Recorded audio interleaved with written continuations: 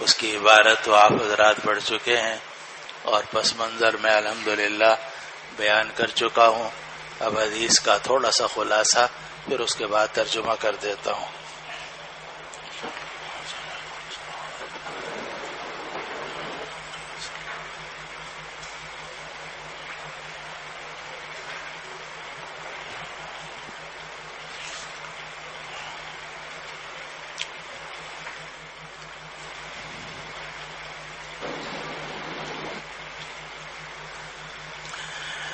خلاصہ آپ حضرات کی خدمت میں کل بیان کر دیا تھا کہ ازواج مطہرات نے حضرت فاطمہ رضی اللہ عنہا نے رضی اللہ عنہن جمیعا اور حضرت عباس رضی اللہ عنہ نے میراث کا مطالبہ کیا، اور میراث کا مطالبہ ان کا برحق تھا کیونکہ شریعت کا عام حکم یہی ہے، اور ہر وارث کو شرعی حاصل ہوتا ہے کہ وہ جس آدمی کے قبضے میں مال میراث ہو اس سے مطالبہ کرے کہ بھئی تم شریعت کے مطابق اس کو تقسیم کر دو، سمن سدس اور عصبہ جو بھی ہے اس کے مطابق جو بھی شریعت کا حصہ جس کا بنتا ہے اس کو دے دو.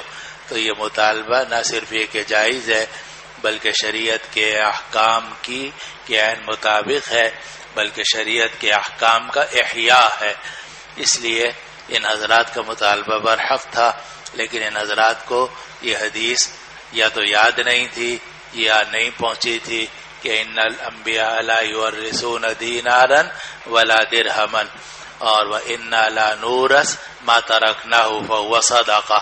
پھر صحابہ رضوان اللہ علیہم اجمعین نے آپس میں مذاکرہ کیا اور سب کا اتفاق ہوا کہ حدیث تو یہی ہے، اور آپ نے اپنے مورث ہونے سے منع فرمایا ہے، یعنی آپ کی وراثت تقسیم نہیں ہوگی. چنانچہ اس پر تمام صحابہ اور تمام اہل بیت رضوان اللہ علیہ مجمعین کا اجماع ہو گیا اور اسی کے مطابق عمل ہوا. اور حضرت ابوبکر صدیق رضی اللہ عنہ کے پاس بحیثیت متولی کے یہ زمینیں رہیں، اور آپ نے ایک پیسہ بھی اپنے اوپر یا اپنے گھر والوں پر خرچ نہیں کیا، بلکہ زمینوں کی جو پیداوار آتی تھی، جس طرح رسول اللہ صلی اللہ علیہ وسلم کے زمانے میں ازواج مطہرات آپ کی صاحبزادی اور بنو ہاشم کو دی جاتی تھی، اسی طرح ابوبکر صدیق رضی اللہ عنہ اپنے دور خلافت میں وہ ان کی پیداوار پہنچاتے رہے. پھر عمر فاروق رضی اللہ عنہ کے زمانے میں بھی ایسے ہی ہوا. عمر فاروق نے بھی ابوبکر صدیق کی امر پر کی سنت پر عمل کیا رضی اللہ عنہما، اور وہی کام کیا جو ابوبکر صدیق فرماتے تھے، یعنی جس کا جو حصہ بنتا تھا وہ پہنچاتے رہے. ایک پیسہ بھی انہوں نے اپنے اوپر یا اپنے گھر والوں پر یا کہیں اور خرچ نہیں کیا.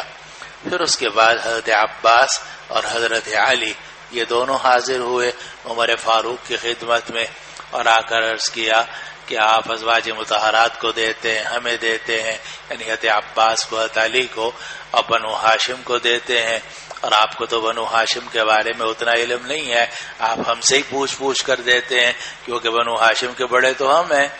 حضرت عمر فاروق رضی اللہ عنہ تو بنو عدی سے تعلق رکھتے تھے قریش کے، لیکن شاخ بنو عدی سے تعلق رکھتے تھے، اور یہ سب حضرات بنو ہاشم کے تھے، اور جو آمدنی ہوتی تھی وہ زیادہ تر بنو ہاشم پہ تقسیم ہوتی تھی.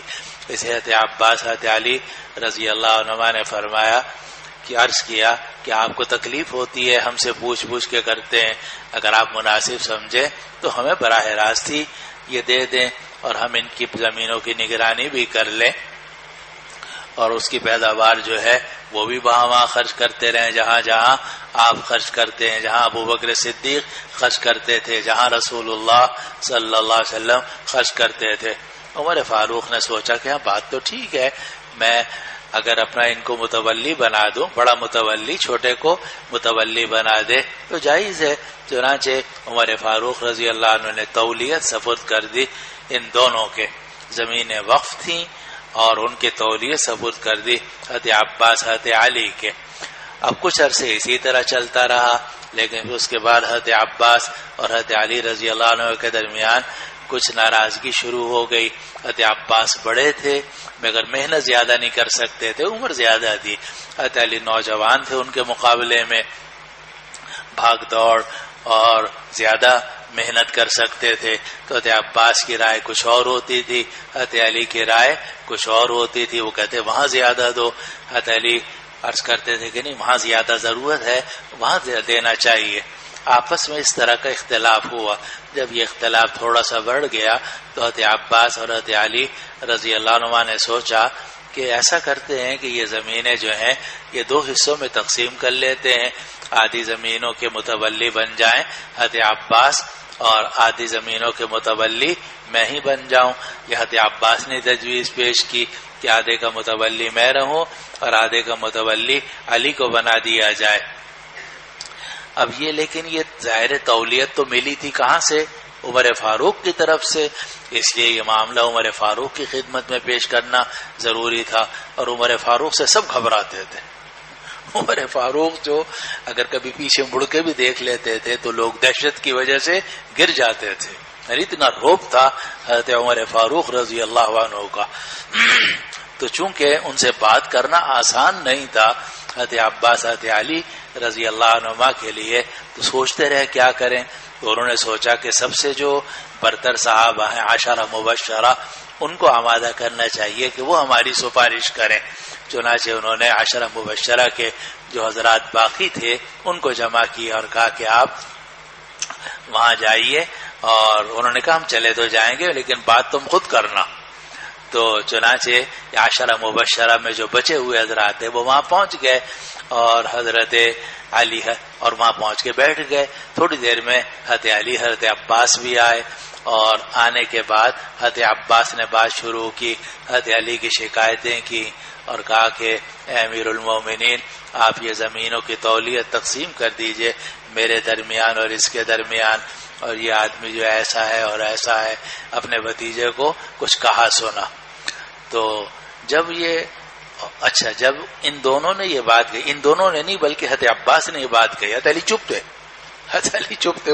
ظاہر ہے کہ زیادہ نبی کریم صلی اللہ علیہ وسلم کی صحبت اٹھائے ہوئے تھے، السابقون الاولون، وہ چپ رہے۔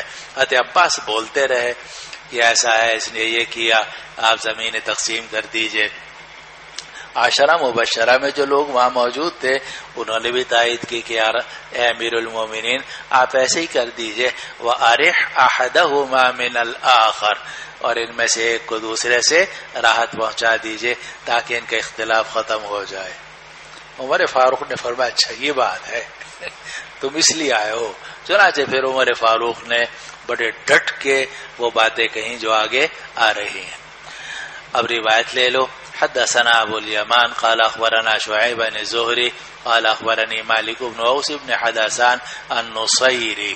یہ روایت بیان کی ہے مالک ابن اوس ابن حدثان نے، اور یہ مالک ابن اوس ابن حدثان ایک اتفاقی طور پر وہاں پہنچے ہوئے تھے، انہوں نے یہ سارا واقعہ اپنی آنکھوں سے دیکھا اور کانوں سے سنا۔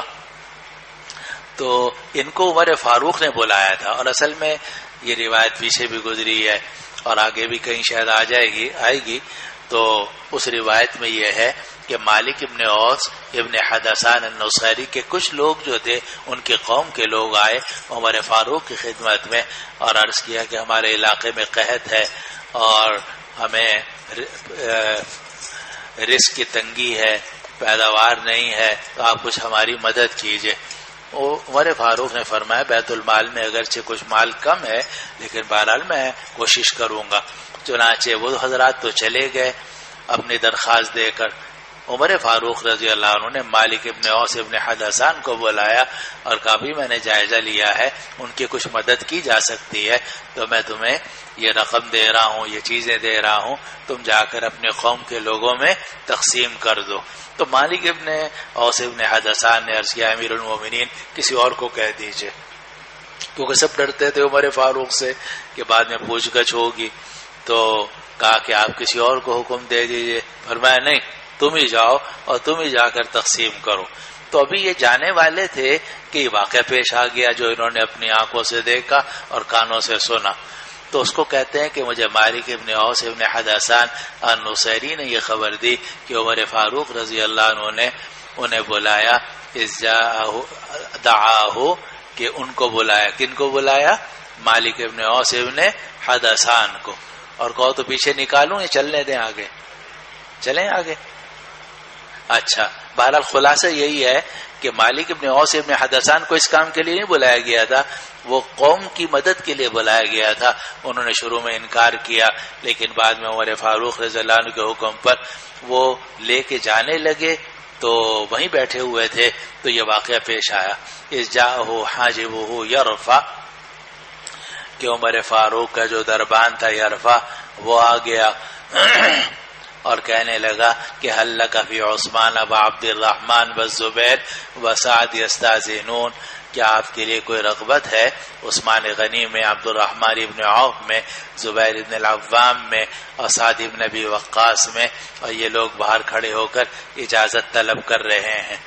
اذ جاء حاجبہ یرفع، کہ ان کا حاجب آ گیا. حاجب کہتے ہیں چوکیدار کو، نگران کو، جو ہر ایک کو اندر آنے نہ دے بلکہ طریقے سے بھیجے.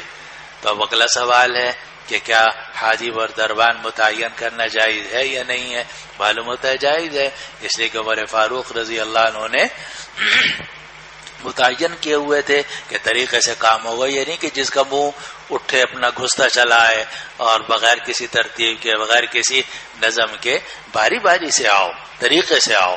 چنانچہ عمر فاروق رضی اللہ عنہ کے پاس جو بھی آنا چاہتا تھا، حتیٰ کہ عثمان غنی، عبد الرحمن ابن عوف، سعد ابن ابی وقاص، وہ بھی آ کے اجازت طلب کرتے تھے، پھر اندر داخل ہونے کی اجازت ملتی تھی. اور نبی کریم صلی اللہ علیہ وسلم سے دونوں طریقے ثابت ہیں کہ ایک روایت میں آتا ہے کہ خاتون آئی فلم تجد لہ بوابا، کہ وہ آئی تو اس نے دیکھا کہ گھر میں کوئی چوکیدار نہیں ہے، اور وہ آ گئی، آ کر نبی کریم صلی اللہ علیہ وسلم سے بات کر لی. یہ بھی ثابت ہے. اور یہ بھی ثابت ہے کہ آپ ایک بالا خانے پر تشریف رکھتے تھے اور رباح نیچے بیٹھے ہوئے تھے، اور عمر فاروق نے آ کر اجازت طلب کی کہ تم اوپر جا کر رسول اللہ صلی اللہ علیہ وسلم سے اجازت مانگ لو، میں اندر جانا چاہتا ہوں. وہ گئے اور کہا کہ میں نے تمہارا نام لیا تھا لیکن آپ خاموش رہے، یعنی اجازت نہیں دی آپ نے. چنانچہ عمر فاروق چلے گئے، پھر واپس آئے. لمبا قصہ ہے جو آگے آ جائے گا. معلوم ہو کہ حاجب تھا. اسی طرح آپ نے پڑھا ہوگا کہ آپ ایک باغ میں بیٹھے ہوئے تھے اور آپ کے پاؤں پانی کے اندر تھے، تو ابو ہریرہ نے کہا کہ میں آج آپ کا چوکیدار بنوں گا. چنانچہ جو بھی آتا تھا وہ آ کر اجازت طلب کرتا تھا، اور اجازت طلب کر کے آپ فرماتے ٹھیک ہے اسے اندر بھیج دو. تو حتیٰ کہ عثمان غنی آئے تو فرمایا بشرہ علی بلوى بشرہ بالجنہ علی بلوى تصیبہ. نہیں پڑھی حدیثیں ماننا، سب ہیں یہ حدیثیں. ایک حدیث کو لے کے پیٹنا نہیں چاہیے، سبھی حدیثیں پڑھنی چاہیے، سمجھنی چاہیے. تو اگر بواب متعین نہ کیا جائے تو یہ بھی جائز ہے. لیکن اگر دیکھیں کہ لوگ بہت تنگ کر رہے ہیں اور جس کا منہ اٹھتا ہے اندر چلا آتا ہے، نہ کوئی ترتیب کا خیال ہے نہ دوسروں کی حاجت کا خیال ہے، تو بواب متعین کرنا بھی جائز ہے. تو عمر فاروق رضی اللہ عنہ نے حاجب متعین کیا ہوا تھا. حجب یحجب کے معنی روکنا، تو حاجب کا مطلب روکنے والا، کہ اندر نہیں جا سکتے، پوچھ کے جاؤ گے. چنانچہ حاجب جو تھا یرفع وہ حاضر ہوا اور کہا حل لک فی.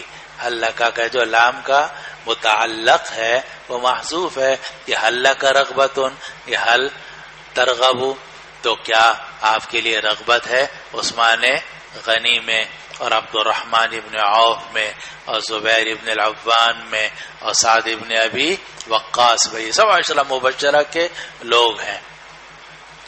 اور یہاں روایت میں طلحہ ابن عبید اللہ کا ذکر نہیں ہے، لیکن دوسری روایتوں میں صراحت ہے کہ حضرت طلحہ ابن عبید اللہ بھی تھے. تو کتنے ہو گئے کل؟ عثمان غنی، عبد الرحمن ابن عوف، زبیر ابن العوام، سعد ابن ابی وقاص اور حضرت طلحہ ابن عبید اللہ. 5 یہ ہو گئے.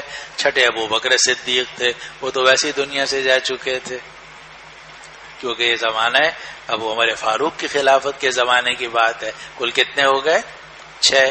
7 میں حضرت علی تو جو آنے والے تھے، جن کی مقدمے کے سلسلے میں یہ سارے حضرات پہلے سے وہاں پہنچ گئے تھے. کتنے ہو گئے؟ 7.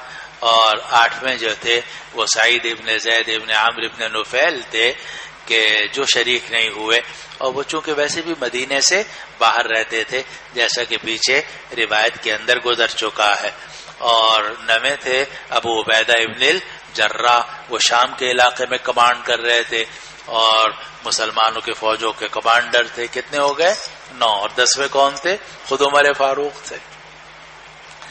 تو گویا وہاں اس وقت مدینے میں جتنے عشرہ مبشرہ کے لوگ تھے وہ 5 تھے، وہ سب حاضر ہوئے، اور عمر فاروق اور علی مرتضی خود عشرہ مبشرہ میں 7 ہو گئے۔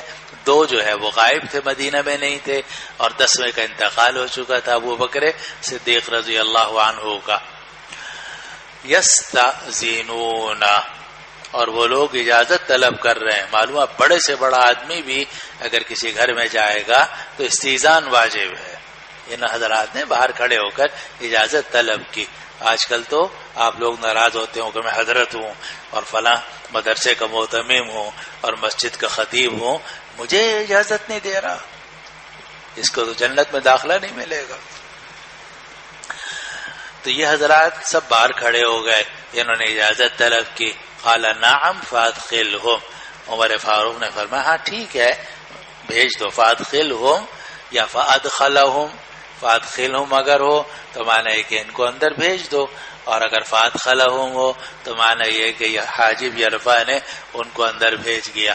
فلبث قلیلا، کچھ ہی تھوڑی دیر گزری تھی، ثم جاء، اور پھر وہ دوبارہ آیا حاجب اور کہا کہ هل لک فی عباس وعلی یستأذنان، کہ آپ کے لیے کوئی رغبت ہے عباس میں اور علی میں، یستأذنان کہ وہ بھی باہر کھڑے ہو کر اجازت طلب کر رہے ہیں۔ قال نعم، آپ نے فرمایا ٹھیک ہے۔ ظاہر بڑے لوگ تھے تو عمر فاروق بڑوں کا تو ویسے ہی خیال رکھتے تھے، من شہید بدرن، جی یہ سب بڑے لوگ تھے تو فوراً بلا لیا۔ قال نعم، کہا کہ ہاں بھیج دو۔ فلما دخلا، پھر جب حضرت عباس اور حضرت علی دونوں داخل ہوئے، قال عباس، تو حضرت عباس نے شکایتیں کرنی شروع کی، اور تمام روایات اس بات پر متفق ہیں کہ حضرت علی خاموش رہے۔ وجہ ہے کہ حضرت علی جو تھے وہ بھتیجے تھے، اور حضرت عباس جو تھے وہ ان کے چچا تھے۔ چچا کے سامنے بولنا ویسے ہی مناسب نہیں ہوتا، شرافت اور اخلاق کے آداب کے طریقے کے بھی خلاف ہے۔ ویسے بھی وہ 10 مبشرہ میں سے السابقون الاولون میں سے تھے، وہ خاموش رہے۔ فلما دخلا، پھر جب اگر کوئی بڑا کوئی بات کر رہا ہو تو اپنے براءت کے اظہار میں کوئی بات ادب سے کہی جا سکتی ہے؟ یعنی چھوٹا؟ جی چھوٹا، ہاں کر سکتا ہے، بالکل برات کے تو کر سکتا ہے آدمی۔ فلما دخلا، پھر جب وہ دونوں داخل ہوئے، قال عباس، تو حضرت عباس نے کہا یا امیر المومنین اقضی بینی و بین ھذا، کہ یا امیر المومنین، اے امیر المومنین اس کے درمیان اور میرے درمیان فیصلہ کر دیجئے، میرے درمیان اور اس کے درمیان فیصلہ کر دیجئے۔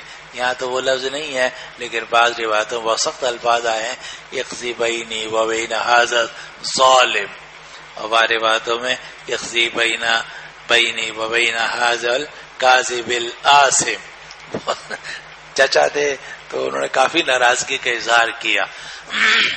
وہما یختصمان،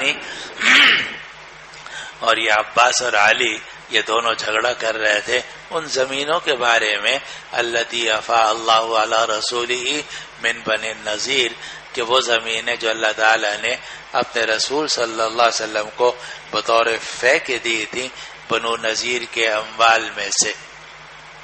فاستب علی و عباس، تو علی اور عباس نے ایک دوسرے کو برا بھلا کہا۔ یہ بات ہم کئی مرتبہ، ایک مرتبہ شاید آپ کو پہلے بتا چکے ہیں کہ سب یسبو کے معنی گالی دینے کے، یہ اردو میں آپ کہتے ہوں گے لیکن عربی میں استبا یا سبا کے معنی ہے برا بھلا کہنا۔ تو فاستب علی و عباس، تو حضرت علی اور حضرت عباس نے ایک دوسرے کو برا بھلا کہا۔ یہ راوی نے ذکر کر دیا لیکن حافظ ابن حجر رحمۃ اللہ علیہ اور تمام شرح لکھ رہے ہیں کہ کسی روایت میں یہ بات ثابت نہیں ہے کہ علی رضی اللہ عنہ نے کچھ بات نامناسب حضرت عباس کی شان میں کہی ہو، انہوں نے زیادہ تر خاموشی اختیار کی۔ حضرت علی اور حضرت عباس نے ایک دوسرے کی شکایتیں کی. فقال اللہ تو یا امیر المؤمنین اقض بینہما وارح احدہما من الآخر. تو وہاں جو لوگ موجود تھے، راحت کہتے ہیں اس جماعت کو، اس گروہ کو جو 10 سے کم ہو. تو یہ حضرات 5 تھے، تو وہ جو 5 حضرات عشرہ مبشرہ کے آئے تھے انہوں نے کہا کہ امیر المومنین اقضی بینہما، آپ ان دونوں کے درمیان فیصلہ کر دیجئے، وارح احدہما من الآخر، اور آپ ان دونوں میں سے ایک کو دوسرے سے راحت پہنچا دیجئے، یعنی ان زمینوں کو آپ تقسیم کر دیجئے. آدھی زمینیں حضرت عباس کی تولیت میں دے دیں اور آدھی زمینیں حضرت علی کی تولیت میں دے دیں. جب ان دونوں نے، حضرت عباس حضرت علی نے یہ تجویز پیش کی اور عشرہ مبشرہ کے ان 5 حضرات نے ان کی تجویز کی تائید کی، حضرت عمر فاروق جو ہے نا ان کو غصہ آ گیا. فرمایا اتعیدو، ذرا ٹھہرو میں تمہیں بتاتا ہوں. چنانچہ پھر اس کے بعد عمر فاروق رضی اللہ عنہ نے وہ ساری بات نقل کی جو آگے آ رہی ہے، اور حاصل اس کا یہ ہے کہ دیکھو یہ وقف زمین ہے، ان کی تقسیم نہیں ہوگی. اگر مسجد کے صدر اور سیکٹری میں اختلاف ہو جائے تو کیا ہم یہ کر سکتے ہیں کہ مسجد کے بیچ میں دیوار کھینچ دیں کہ چل آدھے کی تولیت تو لے لے اور آدھی کی تولیت تو لے لے؟ کیا یہ ممکن ہے؟ اگر آپ مسجد کے بیچ میں دیوار کھینچ کے آدھی زمین جو ہے صدر صاحب کو دے دو گے اور آدھی زمین جو ہے وہ سیکٹری صاحب کو دے دو گے، اس کا تو مطلب یہ ہے کہ آپ نے ان کی ملکیت بنا دیا اس کو. اگر مدرسے میں اختلاف ہو رہا ہے اور امام اور محتمم ایک طرف ہے، نائب محتمم دوسری طرف ہے، آپ نے کہا چلو جھگڑا ختم کرو اور ایسا کرو کہ مسجد کے 2 ٹکڑے کر لو. ارے مسجد وقف ہے، اس کے ٹکڑے ہو کے اس کے حصے بکرے کیسے ہو سکتے ہیں؟ پتہ نہیں آواز آ رہی نہیں آ رہی. تو یہ تجویز کسی بھی طریقے سے عمر فاروق رضی اللہ عنہ نے قبول نہیں کی، اور پھر پوری تفصیل بیان کی کہ ان زمینوں میں کیا ہوا ہے اور کیا کچھ کیا گیا ہے، اور آئندہ یہ زمینیں بھی ایک ہی آدمی کی تولیت میں رہیں گی، اور اگر تم دونوں متولی بننا چاہتے ہو تو میں تم دونوں کے پاس ہی رکھوں گا، لیکن تم آپس میں صلح کے ساتھ اس کی تولیت اختیار کرو، ورنہ زمینیں مجھے واپس کرو. میں خود متولی بنوں گا اور میں ان زمینوں کی پیداوار کو وہیں تقسیم کروں گا جہاں رسول اللہ صلی اللہ علیہ وسلم، ابو بکر صدیق نے اور ہم نے اس سے پہلے تقسیم کی تھی.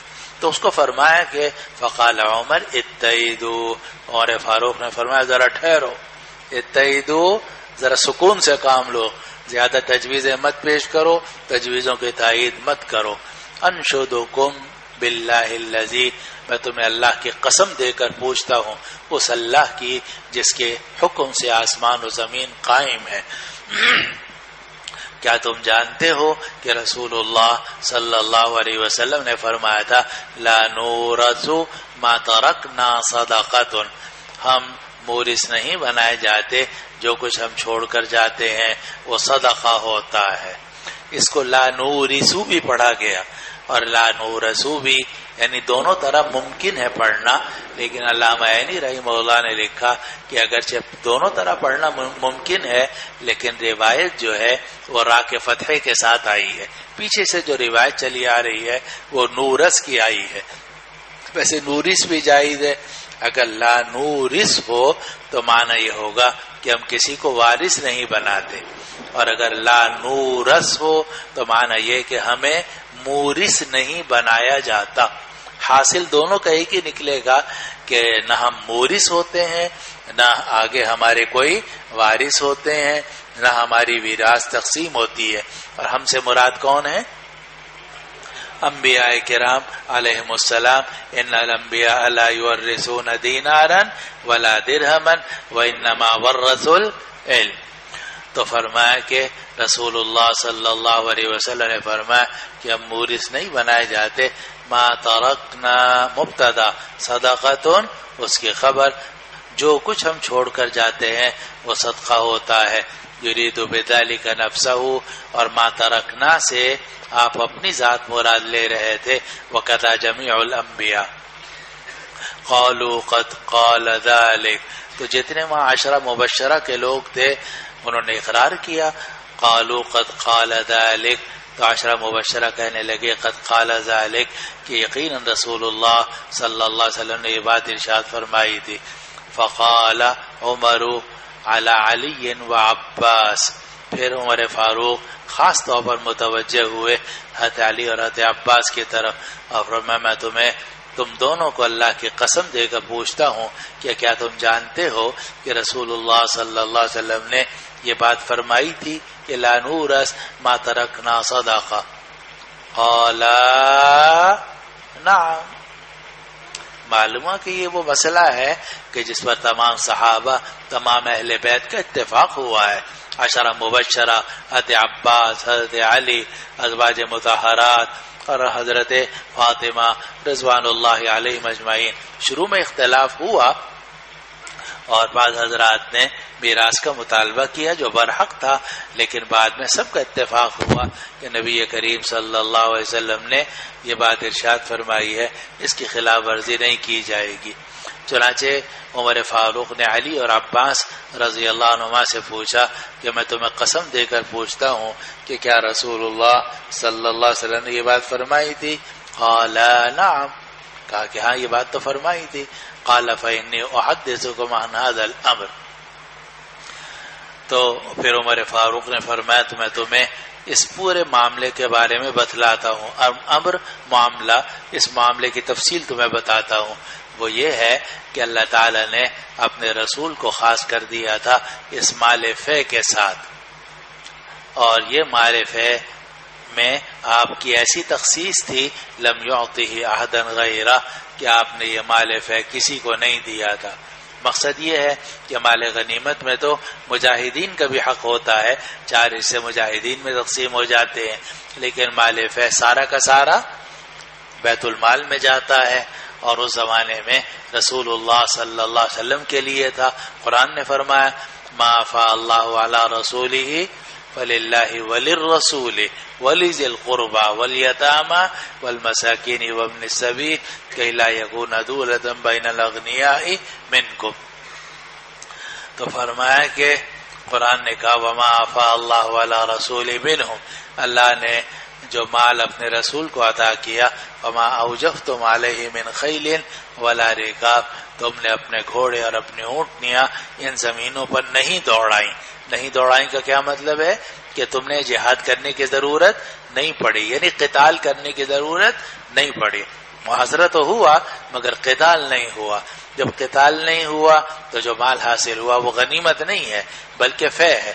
صلح سے یا تسلیم نفس کے بعد جو مال حاصل ہوتا ہے وہ غنیمت نہیں ہوتا بلکہ فے ہوتا ہے، اور وہ مال فے سارا کا سارا رسول اللہ صلی اللہ علیہ وسلم کے اپنے اختیار میں ہوتا تھا، اور آپ اپنی بیویوں کو بھی اس میں سے دیتے تھے اور رشت بنو ہاشم کو بھی دیتے تھے. فکانت هذه خالصۃ لرسول اللہ صلی اللہ علیہ وسلم، تو یہ زمینیں خالص رسول اللہ صلی اللہ علیہ وسلم ہی کے لیے تھی.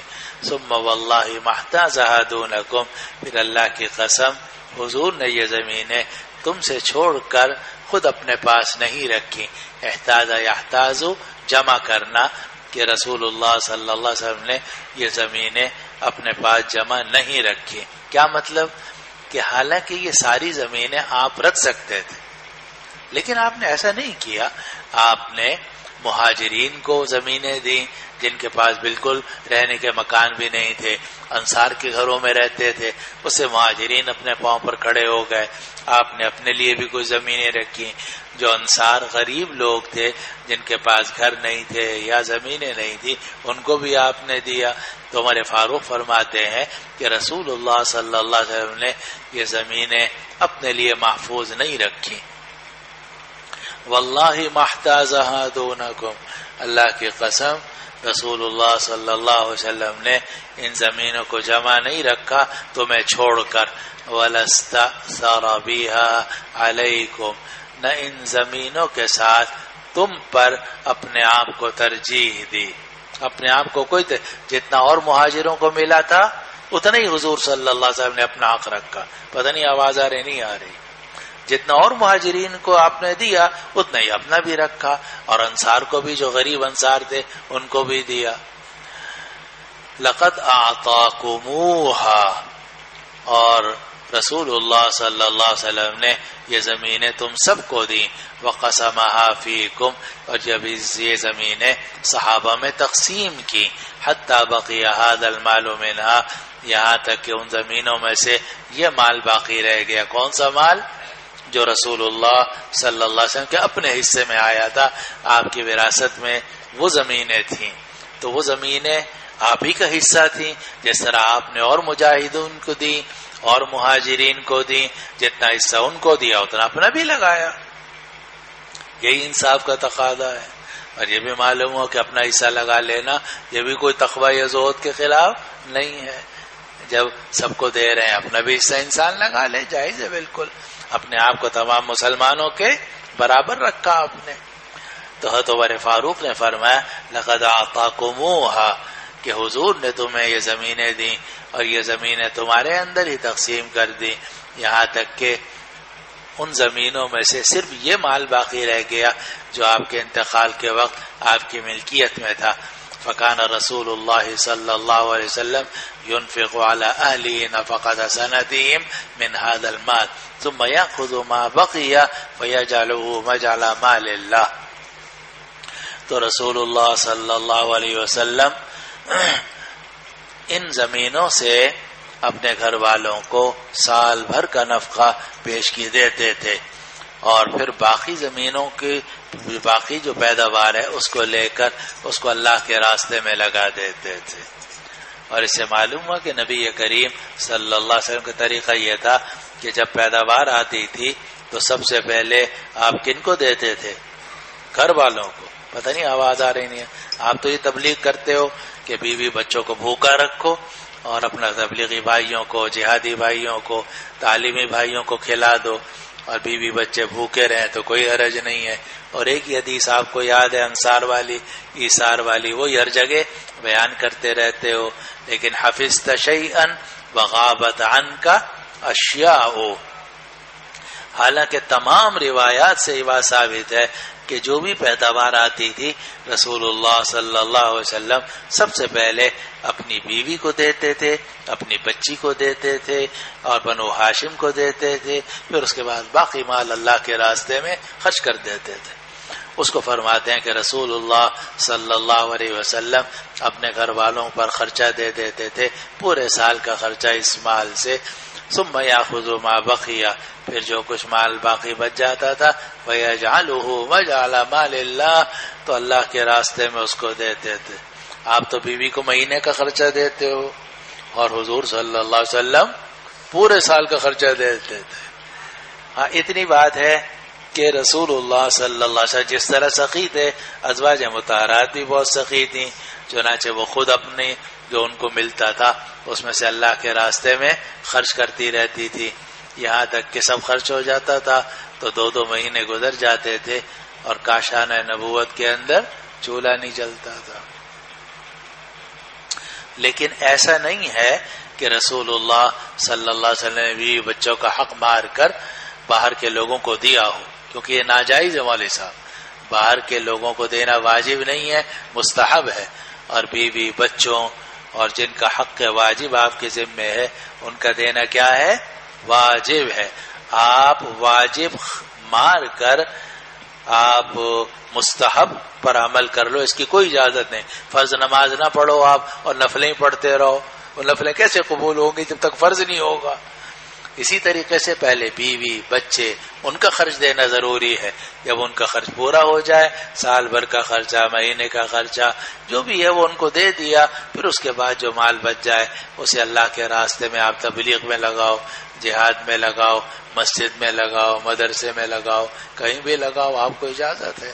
نبی کریم صلی اللہ علیہ وسلم بھی یاخذ ما بقی، جو مال باقی بچ جاتا تھا بیوی بچوں سے اس کو لیتے تھے، فیجعلہ مجعل مال اللہ، اور اس کو مال اللہ کی جگہ میں لگا دیتے تھے۔ اور رسول اللہ صلی اللہ علیہ وسلم نے پوری زندگی ایسا کیا۔ آواز آ رہی نہیں آ رہی والد صاحب؟ رسول اللہ صلی اللہ علیہ وسلم نے پوری زندگی اس طریقے سے کیا. پھر نبی کریم صلی اللہ علیہ وسلم کا وصال ہو گیا تو ابو بکر نے کہا کہ میں رسول اللہ صلی اللہ علیہ وسلم کا ولی ہوں. ولی سے مراد متولی، کہ اب ان زمینوں کا متولی میں ہوں. پورا بیت المال، جتنی بھی سرکاری زمینیں تھیں، جتنے بھی مساجد تھی اور جتنے بھی وقف زمینیں تھیں، وہ سارے کے ساری ان کی تولیت کس کی ہوتی ہے؟ امیر المومنین کی ہوتی ہے. جو بھی ہو.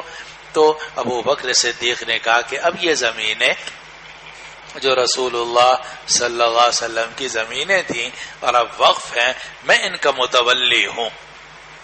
فقبضہ ابو بکر، تو ابو بکر نے ان زمینوں پر قبضہ کیا. فعمل فیہ بما عمل به رسول اللہ صلی اللہ علیہ وسلم، اور رسول اللہ صلی اللہ علیہ وسلم نے ان زمین اور ابو بکر نے ان زمینوں میں وہی عمل کیا جو رسول اللہ صلی اللہ علیہ وسلم کرتے تھے. وہ ابو بکر نے بھی جو آمدنی تھی سب سے پہلے پیش کی ازواج مطہرات کو، اور حضرت فاطمہ تو دنیا سے 6 مہینے کے بعد ہی چلی گئی تھی. تو جو اور بنو ہاشم کے لوگ تھے، آپ کی نواسیاں تھیں اور آپ کے رشتہ دار تھے، ان کو دیتے رہے. سارا مال اسی جگہ میں خرچ کرتے رہے جہاں رسول اللہ صلی اللہ علیہ وسلم خرچ کرتے تھے. وَأَنْتُمْ حِينَئِذٍ وَأَقْبَلَ عَلَى عَلِيٍّ وَعَبَّاسٍ، پھر اس کے بعد حضرت عمر فاروق، علی اور عباس کی طرف متوجہ ہوئے اور تم اس وقت میں تذکرانی ان ابا بکر فیہ کما تقولان، تم یہ ذکر کرتے تھے کہ ابو بکر ان زمینوں کے اندر ویسے ہیں جیسے تم کہہ رہے ہو. یعنی تم یہ سمجھتے تھے کہ شاید ابو بکر صدیق رضی اللہ عنہ نے غلط کیا ہوا ہے، قبضے میں اپنے قبضے میں زمینیں رکھی ہوئی ہیں اور یہ زمینیں ہماری تولیت میں دینی چاہیے. تم یہ سمجھتے تھے، لیکن ابو بکر کو پتا تھا کہ یہ وقف زمینیں ہیں اور ان کی تولیت کا حق مجھے ہے. اور مولانا ہمارے اکابر فرماتے ہیں کہ جو ولی اللہ ہوتا ہے تو وہ اپنے پیسے کی اتنی حفاظت نہیں کرتا جتنا کہ مسجد، مدرسے اور وقف زمینوں کی. اسی لیے ہمارے اکابر صدر صاحب وغیرہ ہیں، کوئی ان کے ذاتی مال پہ قبضہ کر لے تو وہ گوارا کر جاتے ہیں، چلو پیسہ لے گیا، لیکن مدرسے کا ایک پیسہ بھی لے گا تو ان کی آنکھوں میں خون اتر آتا ہے. کیا مطلب ہے؟ وقف ہے، اس کی تو حفاظت ہمارے ذمہ ہے. تو اس لیے ابو بکر صدیق رضی اللہ عنہ نے یہ سمجھا کہ میں متولی ہوں ان زمینوں کا، اس لیے میں ان کے بارے میں فیصلہ کروں گا. اور کوئی کہتا ہے تو کہتا رہے، جو چاہے کہتا رہے، کہنے والے کہاں چھوڑتے ہیں مولوی صاحب. لیکن لوگوں کے کہنے سے کیا ڈرنا. چنانچہ رسول اللہ صلی اللہ علیہ وسلم کے بعد ابو بکر صدیق بھی ایسا ہی کرتے رہے. واللہ یعلم انہ فیہ لصادق بار راشد تابع للحق، اور اللہ جانتا ہے کہ ابو بکر ان معاملے کے اندر سچے تھے، بار نیکوکار تھے، راشد حق کی پیروی کرنے والے تھے، ہدایت یافتہ تھے، تابع للحق حق کی پیروی کرنے والے تھے، راشد ہدایت یافتہ تھے. ثم توفى اللہ ابا بکر، پھر ابو بکر کی وفات ہو گئی. فقلت انا ولی رسول اللہ صلی اللہ علیہ وسلم و ابی بکر، تو عمر نے کہا کہ میں نے کہا کہ میں رسول اللہ صلی اللہ علیہ وسلم اور ابو بکر کے بعد متولی ہوں. فقبضته سنتین من امارتی، اور میں نے اپنی خلافت کے 2 سال ان زمینوں کو اپنے قبضے میں رکھا. اعمل فیہ بما عمل فیہ رسول اللہ صلی اللہ علیہ وسلم و ابو بکر، اور میں 2 سال تک وہی کام کرتا رہا جو رسول اللہ صلی اللہ علیہ وسلم نے اپنی زندگی میں کیا تھا اور جو ابو بکر نے اپنے دور خلافت میں کیا تھا. میں نے بھی وہی کام کیا، کوئی اس میں کوتاہی نہیں کی.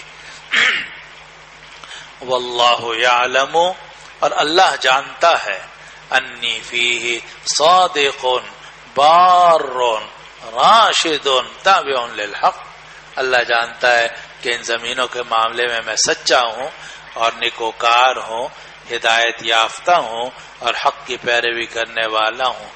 ثم جئتمانی، پھر تم دونوں میرے پاس آئے تھے.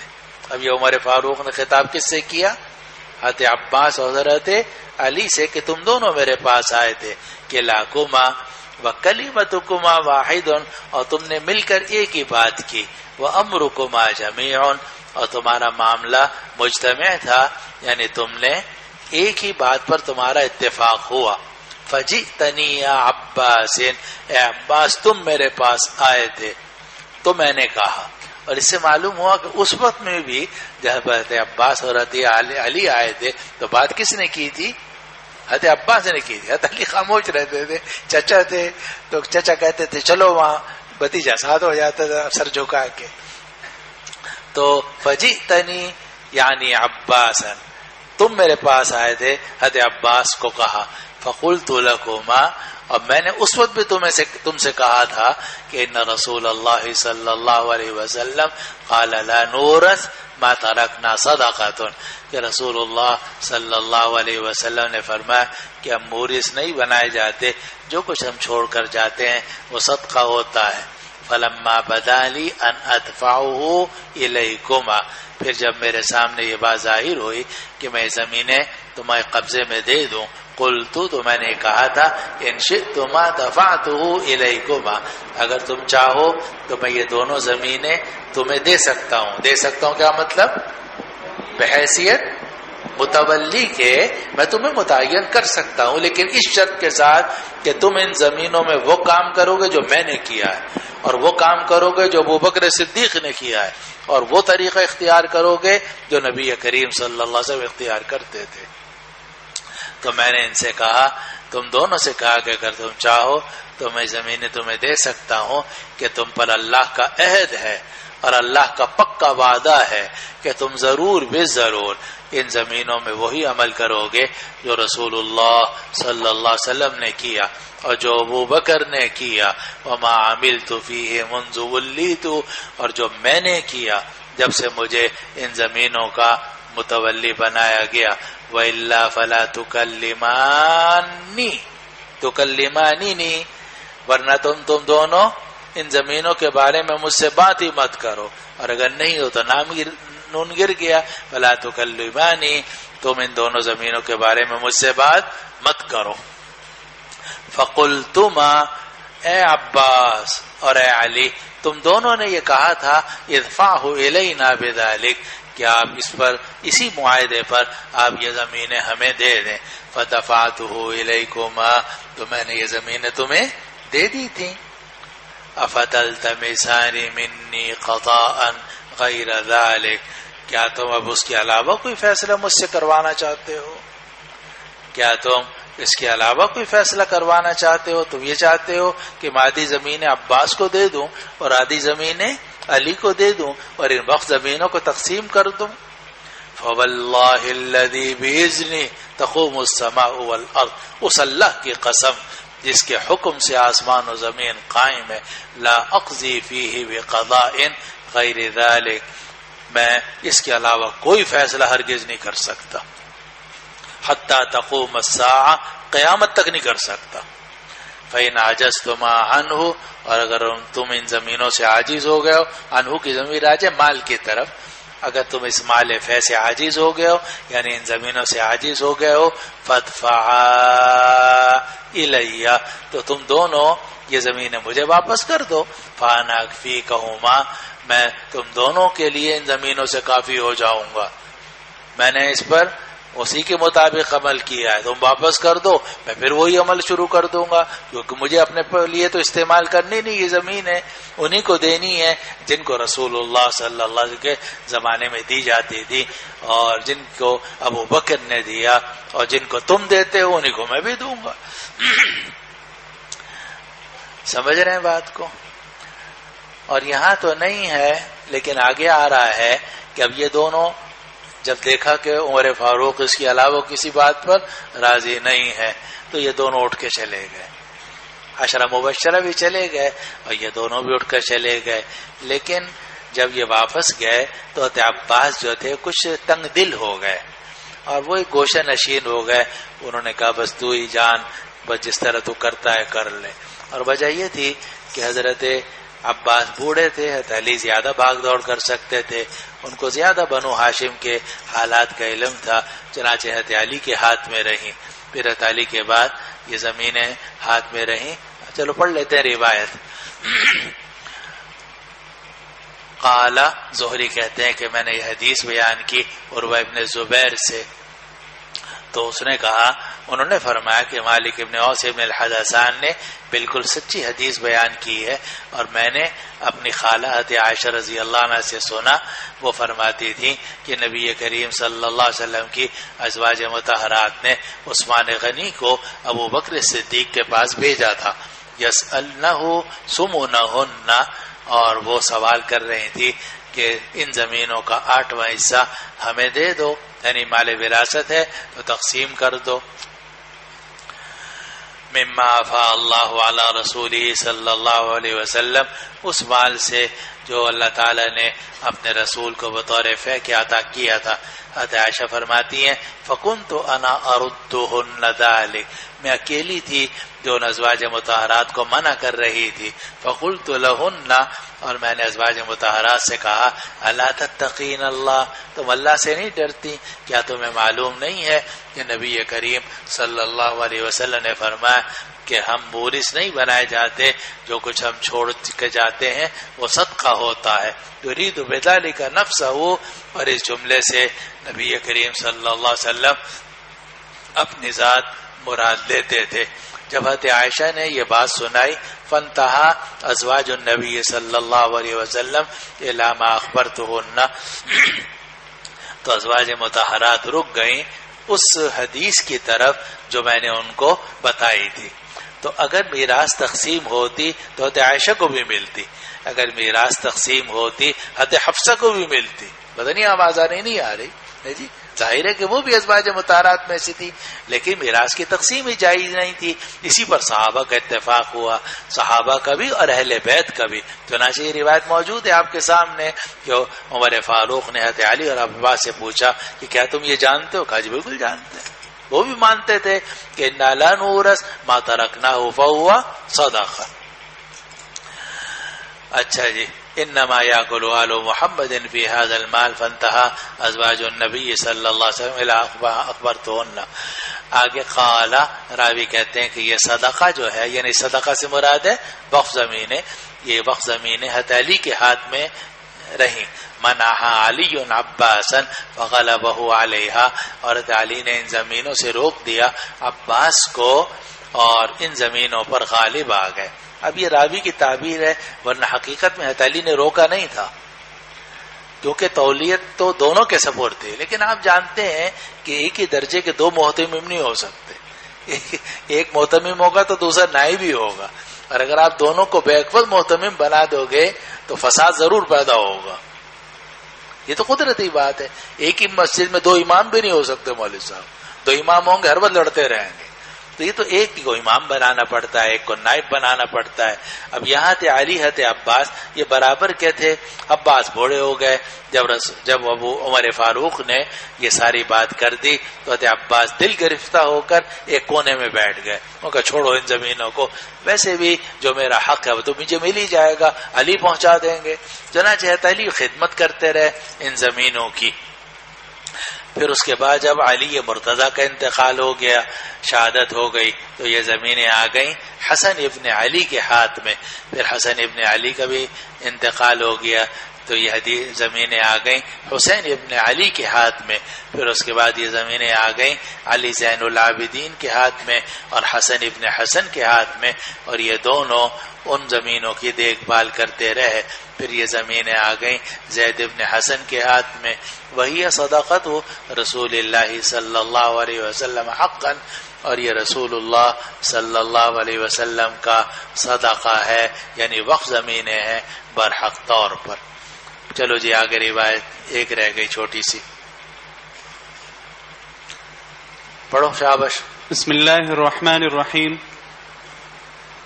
تعارف کراؤں؟ چلو کراؤ ضرور. میرا نام سید شمس الرحمان ہے جی. والد کا نام سید نصیب اللہ آغا رحمہ اللہ. تعلق کوئٹہ سے ہے. متوسطہ اول سے جامعہ آغا تو اعظم. سارے کوئٹہ ہی میں رہتے ہیں نا, کئی آغا تو یہاں سے پڑھ کے بھی گئے ہیں ماشاء اللہ. چلو ہاں متوسطہ اول سے جامعہ اعظم میں زیر تعلیم ہوں. ماشاء اللہ. عصری تعلیم BCom تک ہے.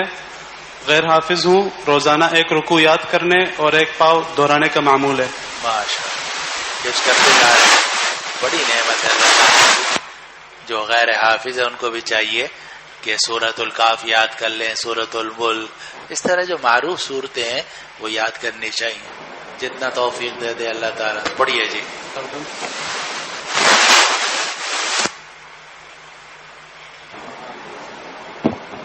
بسم الله الرحمن الرحيم. بالسند المتصل منا إلى الإمام الهمام الحافظ الحجة أمير المؤمنين في الحديث أبي عبد الله محمد بن إسماعيل ابن إبراهيم ابن المغيرة ابن بردزبة الجعفي البخاري رحمه الله قال حدثني إبراهيم بن موسى قال أخبرنا هشام قال أخبرنا معمر عن الزهري عن عروة عن عائشة رضي الله عنها وعنهم أن فاطمة والعباس رضي الله عنهما أتيا أبا بكر رضي الله عنه يلتمسان ميراثهما أرضه من فدك وسهمه من خيبر.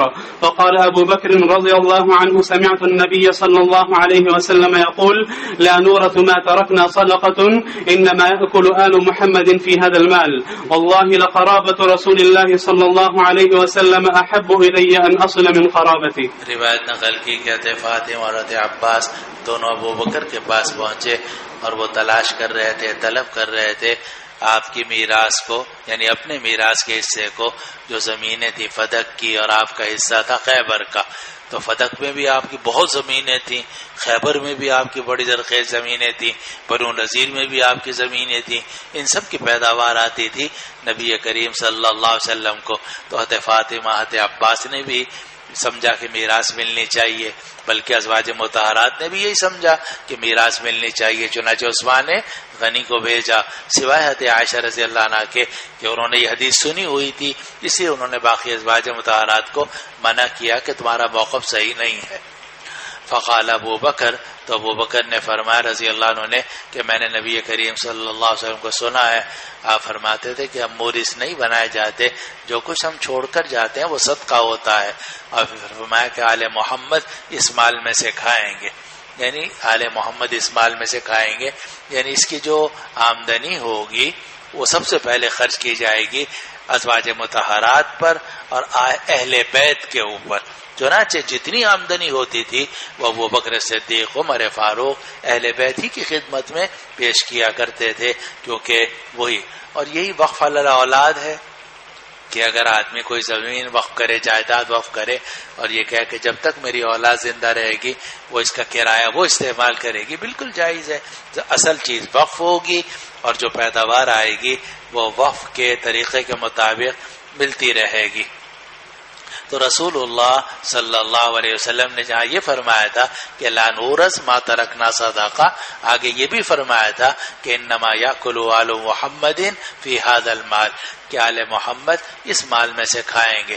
اور پھر ابو بکر صدیق نے فرمایا اللہ کی قسم رسول اللہ صلی اللہ علیہ وسلم کی رشتہ داری زیادہ محبوب ہے اس بات سے کہ میں اپنی رشتہ داری کو ملاؤں, یعنی میں اپنے رشتہ داروں کے ساتھ حسن سلوک کرنے کے مقابلے میں نبی کریم صلی اللہ علیہ وسلم کے رشتہ داروں کے ساتھ حسن سلوک کرنا افضل سمجھتا ہوں.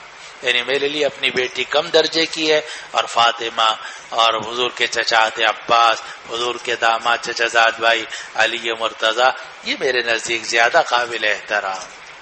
اور شیعہ کہتے ہیں کہ ابو بکر صدیق نے زمینیں غصب کر لی تھی. ہم کہتے ہیں کہ اگر مان لو تمہاری بات صحیح تھی, پھر اگلا سوال یہ ہے کہ جب علی مرتضیٰ خلیفہ بنے تو ان کو چاہیے تھا کہ میراث جاری کر دیتے. حالانکہ نہ حضرت علی نے میراث جاری کی ان کے اندر, نہ حسن ابن علی نے میراث جاری کی, نہ حسین شہید نے میراث جاری کی, نہ علی زین العابدین نے جاری کی. معلوم ہے کہ تمام اہل بیت اور تمام صحابہ کا اس بات پر اجماع ہے کہ انا لا نورث ما ترکنا صدقہ. شیعہ کہتے ہیں کہ اصل میں یہ جو اہل بیت ہے نا, یہ غصب شدہ چیز واپس لیتے نہیں ہیں. بڑے لوگ ہیں تو یہ غصب شدہ چیز واپس نہیں لیتے. اہل سنہ والجماعہ کہتے ہیں کہ تمہارے نزدیک تو خلافت بھی غصب ہو گئی تھی, کیونکہ تم تو کہتے ہو کہ علی جو تھے وہ خلیفہ بلا فصل تھے، تو اس کا تو مطلب یہ کہ خلافت بھی غصب کہتے ہیں یہ کہ غصب کر لیا تھا خلافت کو، تو خلافت کیوں لے لی؟ اور اگر خلافت لی تھی تو پھر زمینیں بھی تقسیم کر دیتے، نہ زمینیں تقسیم ہوئیں اور نہ کبھی حضرت علی رضی اللہ عنہ نے یہ فرمایا کہ میں خلیفہ اول بلا فصل تھا۔ ہمیشہ تعریف کرتے تھے ابو بکر صدیق کی، عمر فاروق کی، عثمان غنی کی، اور انہی کے طریقے پر چلتے رہے۔ واللہ سبحانہ